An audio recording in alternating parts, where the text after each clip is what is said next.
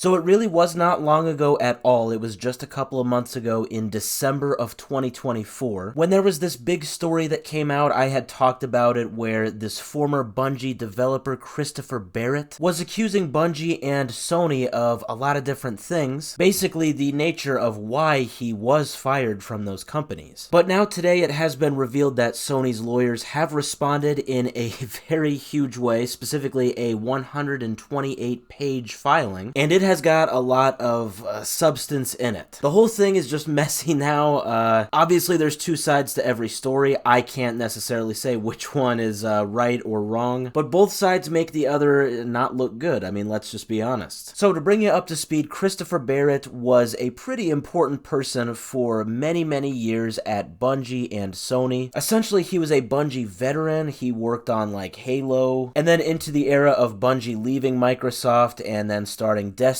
He really was a huge powerhouse behind Destiny, and it looks like he was one of the lead people behind the new Marathon game that is still in development by Bungie. That is an upcoming FPS. So yeah, essentially he played a very big role, and well, a few years ago there were a lot of allegations from Bungie employees that there has been a sort of toxic work environment at the company. And then fast forward to about a year ago from now, Chris Barrett was actually fired from Bungie. And it was very heavily cited that this was kind of the main reason. You know, Bungie was basically alleging that he had a lot to do with this toxic work environment. So in December of last year, like I said, just about 2 months ago, Chris Barrett did file a huge lawsuit against Bungie, essentially alleging wrongful termination. And he actually made some pretty interesting allegations that Sony and Bungie was actually firing him to avoid paying him $45 million. And essentially Chris Barrett was alleging that all of these allegations that he was behind this toxic work environment were completely bogus. And that's kind of where we are today. So today, the website GameFile actually just picked this up, that Sony has finally officially legally responded to all of these allegations with 128 pages of, well, just a lot of material. I'm going to link it in the description. It is way too much to go over word for word, but essentially Sony's lawyers bring up the argument that no, they were completely in the right to fire Chris Barrett because they are alleging that yes, he was a very big part of this toxic work environment. They bring up a lot of these text messages, these pieces of alleged evidence, and then most of the filing is actually just going through Chris Barrett's original filing and just like allegedly debunking it word for word. But yes, essentially Sony uses a lot of these text messages that were exchanged by Chris and I believe more than just one female employee that worked at Bungie that was lower than him on the totem pole, since he was definitely one of the top people. And it would seem that, yeah, Sony is just trying to show their case that Chris was not behaving himself, I guess, in the workplace, and that they had every reason to fire him. These text messages and just what is alleged of Chris is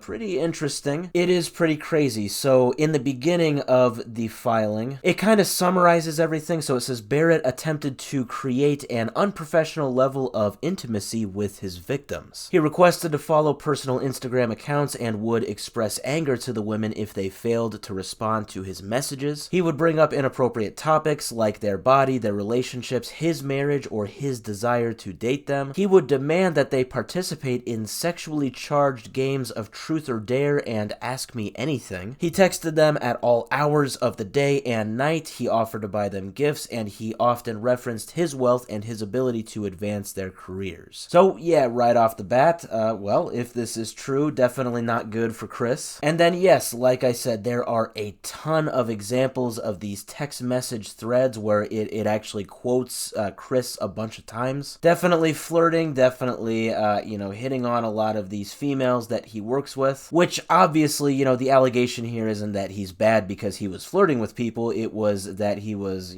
flirting with people who were below him in the company. And the allegations are even that these females, they did not feel the same way about him, which is probably even more embarrassing for Chris, as if this situation wasn't bad enough for him. So it says some victims did tell Barrett to stop, but even in cases where he initially feigned compliance, Barrett promptly picked back up again with his disturbing behavior in his next communication. Incredibly, Barrett's complaint, which it's referring referring to the original complaint in December. His complaint alleges that these encounters were of mutual interest and that he respected any expressed boundaries, but it says such allegations are belied by the women's multiple direct reports to Human Resources, as well as the messages exchanged and the women's contemporaneous conversations with their colleagues that describe Barrett's misconduct. Yeah, essentially, it would seem that Barrett is trying to say that all of these conversations were of mutual interest, which even if that was the case, I think you could still have an argument against him since he, I believe, would be, all of their bosses. But even considering that, these Sony lawyers are saying that,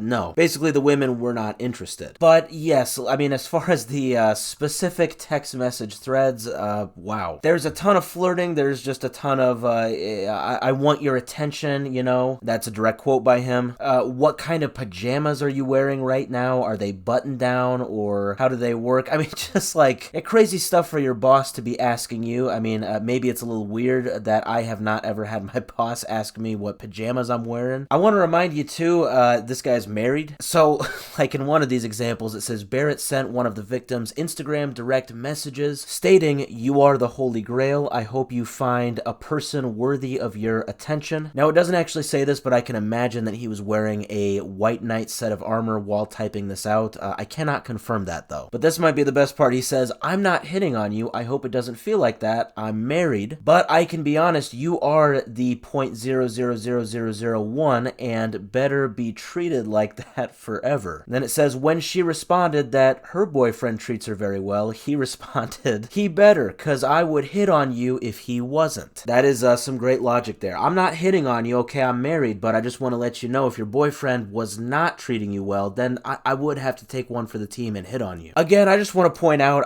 if it seems like I'm being a little cruel here, any way that people want to flirt, I really don't care. It's just a lot different because he is their boss. Now, as I said, this kind of got to the public attention from GameFile, and in their article, they actually pointed out some of the things from Chris Barrett's original lawsuit in December, and this is just to show you that, again, there are both sides to this story that definitely make the other side look bad. This was a specific part that I think I forgot a couple months ago that GameFile brings up. So in Chris Barrett's original filing a couple months ago, he alleged kind of the opposite of what's going on right now. He alleged kind of some misconduct from Bungie in general and from a lot of their other staff. And the part of all of these allegations against Bungie that I think I missed a couple of months ago is where it alleges Bungie maintained an email channel that shared lewd and semi-pornographic content to the entire studio. And if that wasn't bad enough, those images were occasionally shared on a projector at studio events. What?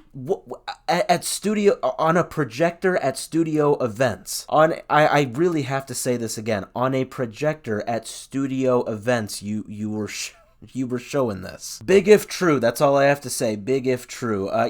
Both sides to this story, like I said, are really just not making the other look good. It's overall very messy, just to conclude here. GameFile did also point this out. I think this is a very good point. It says both Barrett's initial filing, which was in December, and now Sony's first response are aggressive. Both are aggressive. And it says Chris's claim and Sony's answer include the kind of details or hints of future details that can be read as pressure for the other side to settle and get the whole affair out of public view. Yeah, if I were to guess, that is generally probably what is going on right now. That is how a lot of these lawsuits and court cases can kind of start off, kind of just a game of badminton back and forth. We will have to watch each unfolding moment here. Obviously, Sony took their time to brick by brick kind of build up their response, and they definitely delivered. It is 128 pages of a lot of crazy allegations. Who knows what Chris and his lawyers will respond with next?